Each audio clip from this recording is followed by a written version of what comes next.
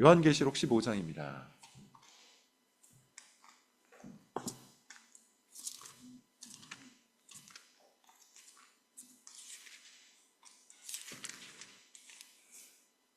요한계시록 15장 1절부터 8절, 요한계시록 15장 전체입니다.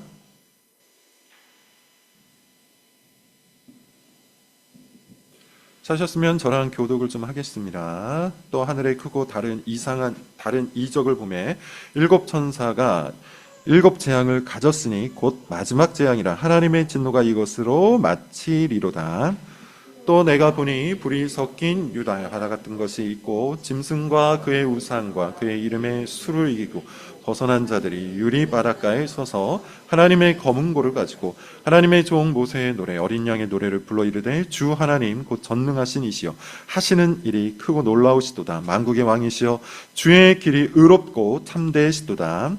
주여 누가 주의 이름을 두려워하지 아니하며 영화롭게 하지 아니하오리까. 오직 주만 거룩하시나이다.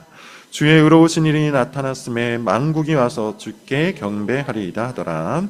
또 이 일 후에 내가 보니 하늘의 증거 장막의 성전이 열리며 일곱 재앙을 가진 일곱 천사가 성전으로부터 나와 맑고 빛난 세마포 옷을 입고 가슴에 금띠를 띠고 내 생물 중에 하나가 영원토록 살아계신 하나님의 진노를 가득히 담은 금대접 일곱을 그 일곱 천사들에게 주니 하나님의 영광과 능력으로 말미암아 성전의 연계가 가득 차매 일곱 천사의 일곱 재앙이 마치기까지는 성전에 능히 들어갈 자가 없더라. 아멘.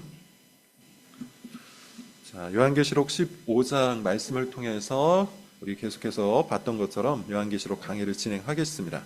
요한계시록 강해는 32번째 시간이고요. 제목은 어린 양의 노래를 부르라. 어린 양의 노래를 부르라입니다. 이번 주에 사실 우리나라에 엄청난 사건이 있었죠. 비상계엄이 선포됐고 그로 인해서 온 나라가 떠들썩했습니다. 혼란이 지금도 계속되고 있죠. 혼란과 또 여러 가지 힘겨운 일들이 앞에 예상되고 있어서 많은 나라를 걱정하는 사람들이 근심과 염려를 하고 있는 그런 상황이에요. 이렇게 혼란할 때 사실 여러분 우리는 어떻게 해야 합니까? 기독교인으로서는 당연히 이 나라를 위해서 기도해야 되지만 또 무엇을 어떻게 해야 할지 고민을 한다면 사실 기본으로 돌아가야 되죠.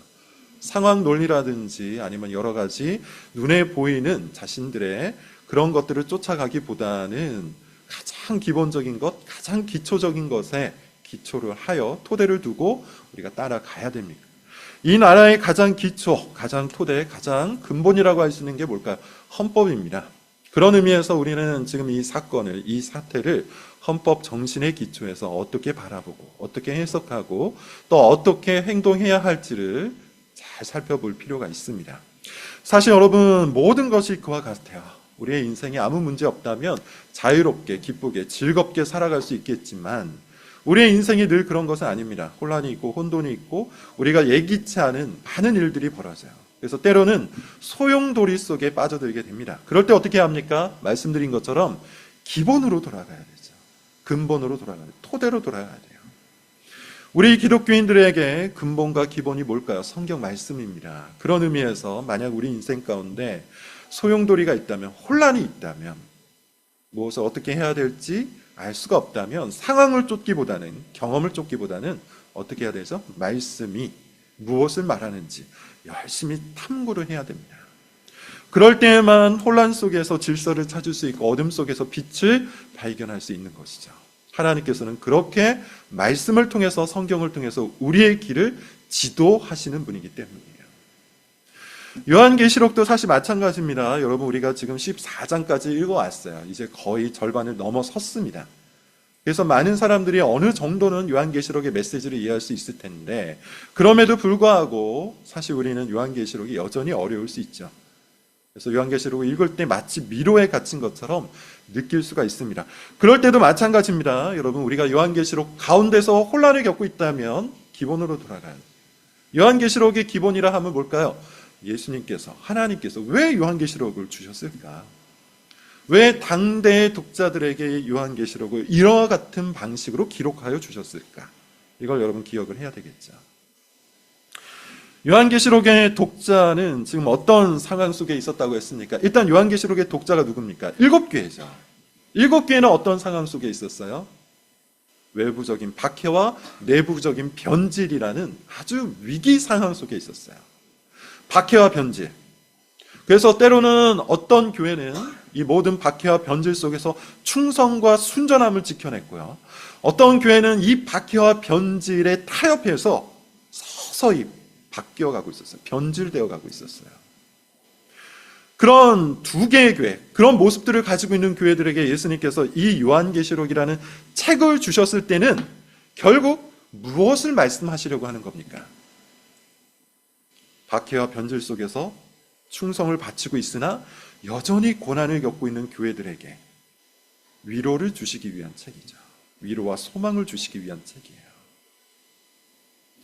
걱정하지 말라, 근심하지 말라. 비록 너희가 지금은 고난을 겪고 있고 지금은 변질이라는 커다란 시험 가운데 있지만, 그런 유혹 가운데 있지만 끝내 이기는 자들에게는, 끝내 견뎌내는 자들에게는 저 천국의 소망이, 저 천국의 영광이 예비되어 있다. 그러니 끝까지 견뎌라. 그러니 끝까지 충성을 바쳐라. 이것이 요한계시록의 첫 번째 메시지입니다. 두 번째는 뭐라고 했죠? 변질되어 가고 있는 교회, 세상과 타협하고 있는 교회들을 향한 말씀이에요. 뭘까요? 회개하라는 거죠. 너희들이 타협하고 있는 그 세상은, 너희들이 타협해가고 있는 그 세상 가치관은 멸망할 세상이고 심판받을 가치관이다. 그 뒤편에는 사탄이 있고 그 사탄을 통해서 만들어진 이 세상의 권력과 가치관, 이 세상의 영역과 정욕에 왜 타협을 하며 왜 그들 가운데 끌려 들어가느냐. 돌이켜 회개하여 다시 나에게 충성을 바쳐라. 이것이 요한계시록의 메시지예요. 사실 여러분, 요한계시록의 모든 본문들은 이 두 가지 메시지로 해석을 할 수가 있습니다. 이 두 가지 메시지 안에서 들여다봐야 해석이 가능합니다. 예컨대 우리는 12장부터 다소 우화적인 내용들을 계속 살펴봤었죠. 붉은 용이 등장해요. 짐승들이 등장을 해요. 붉은 용, 짐승들, 그리고 아이를 뵌 여인 등등이 등장하는데 이게 다 뭐라 그랬죠? 상징 언어예요. 마치 우화 같아요. 이솝 우화 같은 이야기예요. 붉은 용은 누굽니까? 성경이 명확히 이야기하듯이, 요한계시록이 명확히 이야기하듯이 옛뱀, 사탄입니다. 아이를 뵌 여인은 누구라고 했죠? 아이를 뵌 여인은 구약의 교회. 아이를 낳은 여인은 신약의 교회를 얘기해요. 아이는 누굽니까? 우리 주 예수 그리스도라고 했습니다. 중요한 건 뭡니까? 그 붉은 용이 옛뱀 사탄이 바다 위에 서서 그 아이를 낳은 여인과 맞서려고, 싸우려고 한다는 겁니다. 그러면서 붉은 용이 불러온 두 짐승이 뭐예요? 첫 번째 짐승은 이 세상 가치관이라고 그랬어요. 두 번째 짐승은 그 세상 가치관에 무릎을 꿇게 하려고 하는 거짓 교훈이라고 했습니다. 이 메시지를 통해서 예수님께서는 교회들에게 어떠한 교훈을 주려고 하는 겁니까? 회개할 것을, 그리고 순종할 것을 이야기하는 거예요. 지난 시간에는 특별히 우리가 굉장히 듣기 힘든, 어떤 의미에서 우리의 마음을 매우 두렵게 만드는 메시지 하나가 있었죠. 지옥과 심판에 대한 메시지였어요. 심판이 있다는 것, 영원한 심판이 있다는 것, 지옥이 있다는 것, 그 지옥 가운데서 영원한 고난과 고통을 겪을 것이라는 것, 하나님의 무서운 진노가 그 지옥에 있는 자들 가운데 영원히 베풀어질 것이라는 것. 그런데 그 지옥에는 누가 들어간다? 666. 그 짐승을 자신의 신으로 공개적으로 고백한 자, 666을 그 이마에 새긴 자들, 그들이 그 지옥 가운데 들어간다고 했어요. 따라서 우리에게 요청하는 바는 뭡니까? 그들 가운데 함께 서지 말고, 그들 가운데 타협하지 말고, 그들을 부러워하지 말고, 오직 예수 그리스도를 공개적으로 고백하라. 그 이마에 성부 하나님과 어린 양의 이름을 새기고 서라. 이게 우리가 14장에서 봤던 것이죠. 그런 맥락을 가지고서 오늘 본문을 우리가 바라보는 겁니다. 자, 이 맥락에 의하면 지옥과 심판에 관한 말씀을 하셨으니 이제 어떤 이야기를 우리에게 한 번 더 해주실까요? 이렇게 반복된다고 했어요. 요한계시록의 패턴은 지옥과 심판의 메시지를 통해서 우리에게 경건함, 두려움을 주시고 다시 천국의 소망과 영광을 보여주심으로 우리에게 소망을 불러일으키신다. 이게 요한계시록의 메시지야. 반복되는 패턴이에요. 자, 이 패턴에 의하면 우리는 오늘 본문을 통해서 무엇을 기대할 수 있습니까? 하나님께서 보여주시는 천국, 하나님께서 보여주시는 그 나라의 영광을 기대할 수 있겠죠. 자, 15장 1절 같이 한번 읽음으로 본문을 통해서 이 메시지들을 다시 한번 확인해 보겠습니다. 15장 1절입니다. 시작. 또 하늘에 크고 이상한 다른 이적을 보매 일곱 천사가 일곱 재앙을 가졌으니 곧 마지막 재앙이라. 하나님의 진노가 이것으로 마치리로다. 하늘을 바라보니까 크고 이상한 다른 이적이 나타납니다. 자, 이것도 제가 한번 말씀을 드렸어요. 여기서 말하는 이적이라는 것이 뭐라고 했습니까? 우리가 흔히 생각하는 기적, 뭐 이렇게 해석할 수도 있는데 더 정확하게 이야기하는 표지판 같은 거라고 했죠. 하늘을 봤더니 어떤 표지판이 보이는 거예요. 그 표지판이 무엇인가를 가리키는 거예요. 그래서 제가 조금 더 의역해서 말씀을 드리면 하늘을 봐왔더니 어떠한 영상이 펼쳐지더라. 어떠한 드라마가 펼쳐지더라. 자, 이쪽 편에서 나타났던 이쪽 편에서 틀어졌던 영상이 이제 끝이 나고 다른 편에서 또 다른 드라마 영상이 틀어지고 있는 장면입니다. 하늘에 크고 이상한 다른 이적이 다른 드라마가 펼쳐집니다. 그 드라마가 뭡니까? 일곱 천사가 또 등장해요. 근데 그 일곱 천사가 일곱 재앙을 가집니다. 이것은 마지막 재앙이라고 해요. 자, 여러분, 우리는 이미 두 번의 재앙을 살펴봤습니다. 그 뭐죠? 첫 번째는 일곱인의 재앙. 일곱인, 첫 번째 봉인, 두 번째 봉인, 세 번째 봉인, 네 번째 봉인이 떨어질 때마다 어떠한 재앙이 일어나는지를 봤어요. 그 다음에 등장했던 두 번째 재앙이 뭐죠? 일곱 나팔의 재앙이에요. 첫 번째 나팔이 부러졌을 때, 다섯 번째 나팔이 부러졌을 때 어떤 일들이 벌어지는지를 봤습니다. 그리고 이제 오늘 본문에 나오지 않지만 16장부터 세 번째 재앙, 일곱 대접의 재앙이 나와요. 마지막 재앙이라고 합니다. 자, 이 재앙에 대해서 제가 몇 번 말씀을 드렸는데 우리가 이것을 역사적 사건과 1대1로 대응해서 해석하면 안 된다고 했죠. 그런 방식으로 기록된 게 아니에요. 여기서 말하고 있는 이 모든 재앙들은 역사적 사건에 1대1로 대응하는 사건들이 아니라 단지 기록의 순서를 따르는 겁니다. 기록의 순서상 마지막 재앙이 이렇게 등장한다. 자, 그럼에도 불구하고 기록의 순서이기 때문에 이 재앙들은 점점 깊어지고 점점 거대해지고 점점 더 강력해지는 특징들은 있습니다. 그것들을 기억하셔야 돼요. 여기서 중요한 건 뭡니까? 하나님의 진노가 이것으로 마치리로다. 하나님의 진노가. 두 가지를 여러분 기억하셔야 돼요. 첫 번째, 하나님은 진노하신다는 것이죠. 우리가 신앙에 대해서, 그리고 하나님에 대해서, 믿음에 대해서, 교리에 대해서 사실 성경을 기초로 해서 열심히 생각하고 열심히 받아들일 필요가 있어요. 왜냐하면 여전히 우리는 부패한 마음의 영향을 갖고 있기 때문에, 그리고 죄악된 세상의 영향을 받고 있기 때문에 이 모든 진리에 대해서 왜곡된 견해를 가질 수가 있습니다. 너무나도 많이 설명했기 때문에 자세한 설명은 그냥 생략하고 넘어가도록 할게요. 우리는 하나님을 진노하지 않은 하나님으로, 심판하지 않는 하나님으로 자꾸만 생각하는 경향이 있다는 것이죠. 그러나 요한계시록을 통해서 우리가 볼 수 있는 것 뭡니까? 하나님은 진노하시는 거예요. 무엇에 진노하시죠? 죄에 대해서 진노하십니다.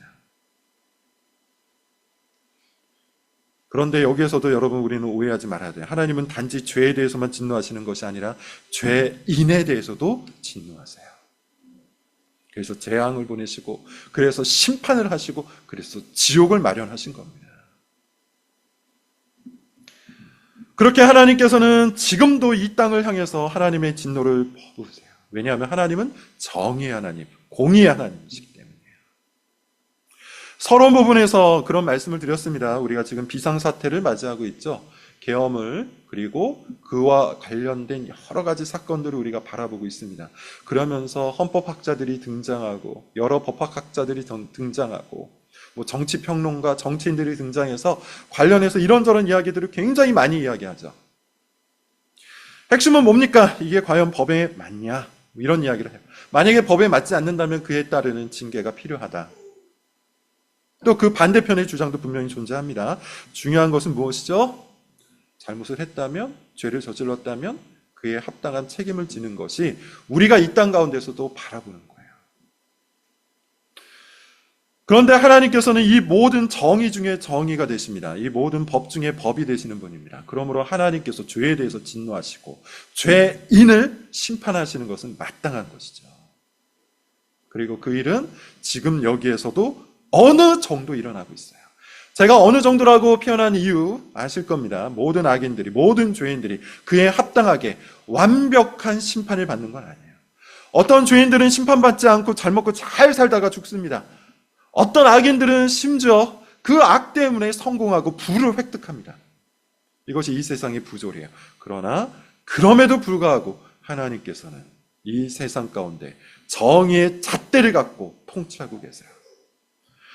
그런 자들, 심판받지 않고 징계받지 않고 죽은 자들, 죽은 죄인과 악인들은 결국 죽음 이후에 심판과 형벌을 받을 겁니다.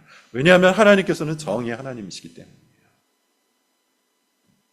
따라서 오늘의 이 말씀, 15장 1절의 말씀을 통해서 우리는 이 세상 가운데 일어나는 모든 악들을, 그리고 그 악들을 징계하는 모든 사건들을 바라보면서 하나님의 정의를 생각해야 돼요. 정의로우신 하나님, 공의로우신 하나님, 그리고 그분 앞에서 경건한 두려움을 품을 수 있어야 됩니다.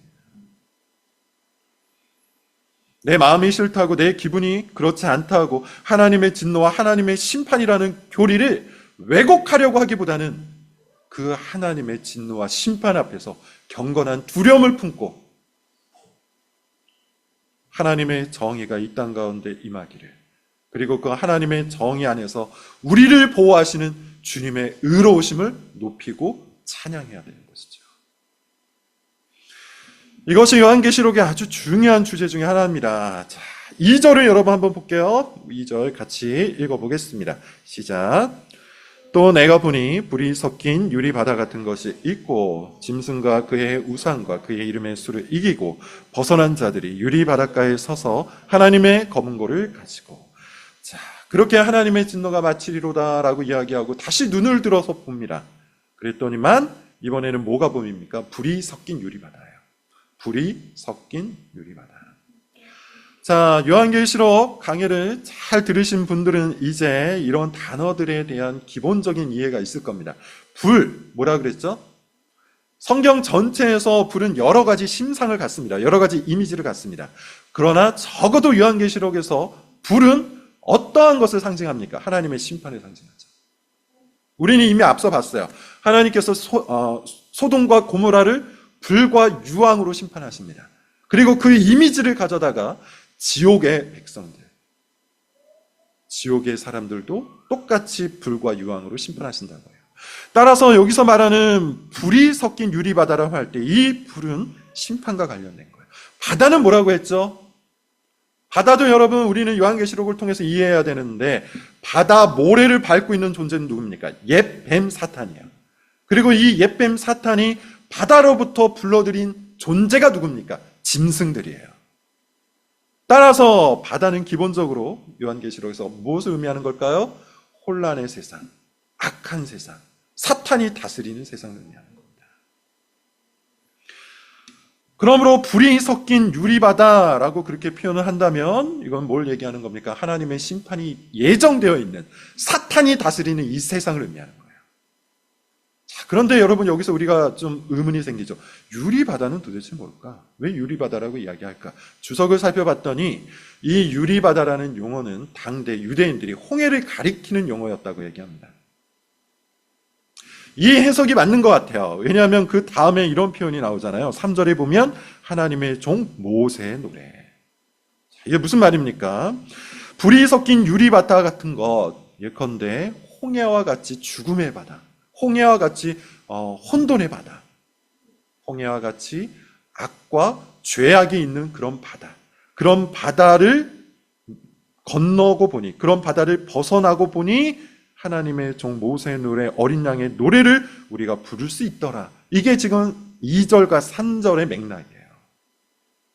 2절을 여러분 다시 한번 보십시오. 이렇게 표현되고 있죠. 네, 불이 섞인 유리바다 같은 것이 있고 거기에 누가 있습니까? 짐승과 그의 우상과 그의 이름의 수, 그것이 있었어요. 근데 그것을 이기고 벗어난 자들이 그 유리 바닷가에 서게 된답니다. 이거는 철저히 여러분 무엇을 이미지한 겁니까? 출애굽을 이미지한 거예요. 출애굽. 예전에 성경 문답이나 아니면 성경 공부하는 시간에 제가 이 출애굽 사건에 대해서 이렇게 말한 적이 있습니다. 애굽이라는 방향세에서, 애굽에서 홍해를 바라보면 이스라엘 백성들은 사실 어떠한 상태라고 그랬죠? 홍해 바닷속으로 들어가는 거예요. 죽음으로 들어가는 거예요. 애굽에서 홍해를 바라보면 이스라엘 백성들은 저 죽음의 바다 홍해 가운데 수장되는 모습입니다. 반면 약속의 땅 가나안의 방향에서 바라보면 뭐죠? 그 가나안을 향해서 다시 올라오는 모습, 그 가나안을 향해서 다시 살아나는 모습이에요. 그래서 여러분 홍해에 수장되었다가 홍해에서 다시 살아나는 이 모습이 신약의 교회에서는 어떠한 상징으로 드러난다 그랬죠? 세례를 받는 상징으로 드러난다 그랬죠. 물속에 들어갔다가 다시 살아나는 것.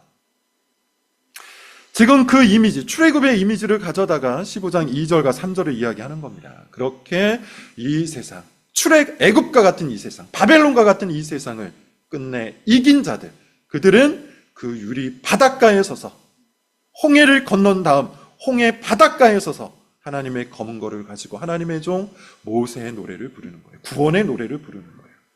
그래서 요한계시록 저자는 어린 양의 노래라고 합니다. 어린 양이 누구죠? 예수 그리스도예요. 우리를 구원하신 예수 그리스도의 노래, 예수 그리스도를 위한 노래, 구원의 노래를 부르는 겁니다.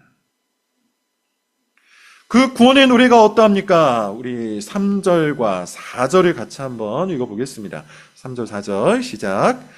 하나님의 종 모세의 노래, 어린 양의 노래를 불러 이르되 주 하나님 곧 전능하신 이시여 하시는 일이 크고 놀라우시도다. 만국의 왕이시여 주의 길이 의롭고 참되시도다. 주여 누가 주의 이름을 두려워하지 아니하며 영화롭게 하지 아니하오리까 오직 주만 거룩하시니이다. 주의 의로우신 일이 나타났음에 만국이 와서 주께 경배하리이다 하더라. 아멘.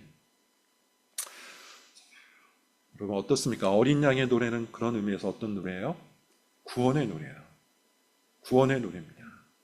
이 세상 가운데서, 이 세상의 박해 가운데서, 이 세상의 유혹과 시험 가운데서 모든 것을 승리하고 그리스도와 함께 저 천국의 영광을 바라보는 신자들의 노래, 그게 바로 어린 양의 노래예요. 그러면 여러분 이쯤에서 한번 물어보죠. 우리에게는 그런 노래가 있습니까? 그런 어린 양의 노래가 있습니까? 그 구원을 바라보고 기뻐하며 감격하는 그런 노래가 있습니까? 나그네 된 백성으로서 이 세상을 통과하고 지나가는 하나님의 나그네 된 백성으로서 내가 얻은 구원을 가지고 하나님 앞에 즐거워하며 부르는 노래가 있습니까? 참된 신자는 어린 양의 노래를 가슴에 품고 삽니다. 진정한 교회는 어린 양의 노래가 끊이지가 않습니다. 어린 양의 노래는 어떻게 흘러나옵니까? 이 세상 가운데서 믿음을 지키기 위해, 이 세상 가운데 그리스도에 대한 고백을 지키기 위해 시험받고 유혹받았던 우리의 모든 삶들을 들고 주님 앞에 나아가 여전히 우리를 사랑하시고 여전히 우리를 붙드시고 여전히 저 천국으로 인도하시는 그 그리스도를 만난 자들만이 부를 수 있는 노래인 것이죠. 그런 의미에서 여러분 참된 신자들, 참된 교회는 이 세상의 모든 고난을 두려워하지 않습니다. 이 세상의 모든 박해를 두려워하지 않습니다. 이 세상에서 얻게 되는 시험과 유혹 앞에서 여전히 담대합니다. 우리가 부를 수 있는 노래가 있기 때문이에요. 눈앞에 홍해가 있다 할지라도,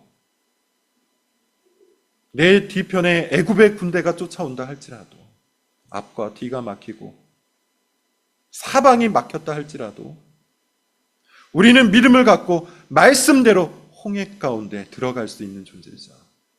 그리고 그 두려움을 뚫고 우리를 구원해 주신 어린 양을 향해서 기뻐하며 우리가 드릴 수 있는 모든 영광을 드릴 수 있는 겁니다. 이것이 신자의 참된 모습이에요. 이것을 기대하고 이것을 소망하는 자들은 이 세상의 나그네 된 삶을 기꺼이 잘 감당할 수가 있습니다. 여러분, 우리가 이 세상을 살다 보면 때로 많은 어려움들이 있죠. 우리가 이미 요한계시록에서 살펴본 것처럼 요한계시록 7교회가 겪었던 어려움들이 있어요. 예수님을 향한 충성을 지키기 위해서 세상과 타협하지 않기 때문에 가난해질 수 있습니다. 순종하고 충성을 바치기 위해서 때로는 세상으로부터 오해를 받고 이상의 여김을 받을 수도 있습니다. 손가락질을 받을 수 있어요. 멸시를 받을 수 있어요. 조롱을 받을 수 있습니다. 또 우리의 연약함과 우리의 부족함으로 인해서, 우리의 범죄함을 인해서 세상과 타협하여 변질을 낼 수도 있어요. 수많은 고난과 수많은 어려움들이 우리 삶 가운데 있습니다. 이 모든 것을 이길 수 있는 힘, 이 모든 것을 견뎌낼 수 있는 힘, 이 모든 것을 뚫고 여전히 신자 될 수 있는 힘은 뭡니까? 우리를 구원하신 어린 양 예수 그리스도를 보는 것이죠. 고난 가운데서 우리는 우리보다 더 큰 고난을 받으신 그리스도를 바라보면서 위로를 얻습니다.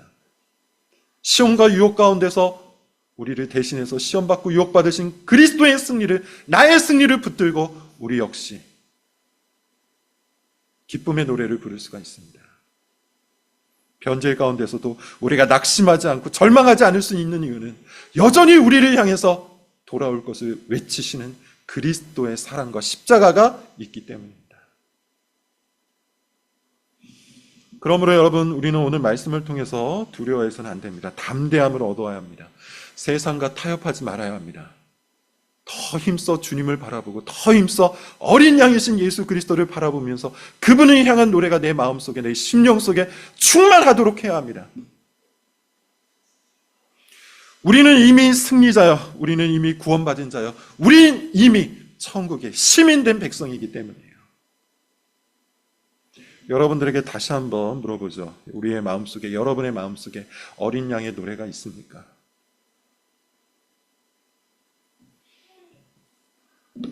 5절부터 8절 우리 다 같이 읽고 설교의 결론을 보도록 하겠습니다. 5절부터 8절입니다. 시작.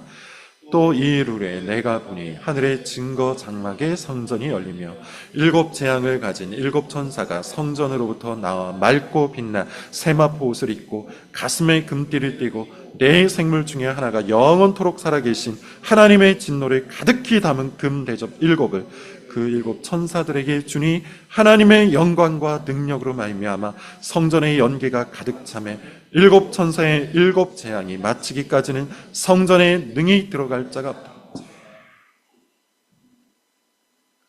세상을 부러워할 필요가 없습니다. 악과 죄를 저지르고도 세상의 방식과 패턴을 따르고도 이 세상 가치관에 타협하고도 성공한 자들을 우리는 부러워할 필요가 전혀 없습니다. 왜 그렇습니까? 눈을 들어보니 무엇이 보이기 때문이요? 이 세상을 향한 하나님의 진노가 보이기 때문이죠. 본문을 보면 뭐라고 얘기합니까? 이일 후에 내가 보니 하늘의 증거 장막에 성전이 열리며 하나님이 계신 바로 그곳이 열린다는 거예요. 증거 장막은 구약의 배경입니다. 이 역시도 출애굽과 관련된 건데, 출애굽 이후 하나님께서 주신 2가지가 있죠. 율법과 성막이에요. 성막은 하나님께서 그곳에 머무신다는 이야기입니다. 따라서 5절에 나오는 하늘의 증거 장막의 성전이라는 것은 하나님께서 계신 곳을 의미하는 거예요. 그러니까 하나님께서 계신 곳을 보아하니 거기에서 어떤 일이 벌어집니까? 7 재앙을 가진 7 천사가 성전으로부터 나와 어떻게 하죠? 7절 네 생물 중에 하나가 영원토록 살아계신 하나님의 진노를 가득 담은 금 대접 7을 그 7 천사에게 주는 장면을 우리는 보는 것이죠. 계속해서 말씀을 드린 것처럼 여러분, 이 세상은 우리가 어떻게 평가하든지 간에 하늘의 기준으로 볼 때 멸망해 가고 있습니다. 심판을 향해 달려가고 있습니다. 주님의 멸망과 주님의 심판이 지금 여기를 향해서 침투하고 있습니다. 우리는 오늘 본문을 통해서 믿음의 시선으로 그것을 믿고 확신해야 돼요. 그러므로 우리가 머물 곳은 어디입니까? 이 세상이 아니라 주님이 계신 바로 그곳이죠. 우리가 불러야 될 노래는 뭡니까? 이 세상을 향한 찬사가 아니라 우리를 구원해 주신 어린 양을 위한 노래인 것이죠.